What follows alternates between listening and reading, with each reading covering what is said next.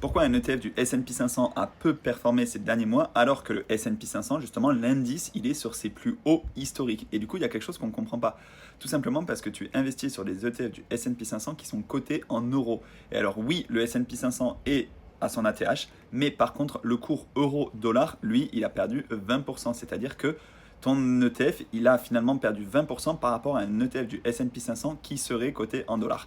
Alors, attention, on peut se hedger contre le taux de change en fait. Tu peux investir aussi dans un ETF qui soit coté en dollars, mais là par contre ce sera uniquement éligible au compte titre si je dis pas de bêtises. Pour la plupart des ETF qu'on sélectionne dans le PEA, ce sont des ETF synthétiques et la plupart sont cotés en euros. Donc en fait, il y a ce taux de change euro-dollar qui rentre aussi en compte dans la performance de tes investissements.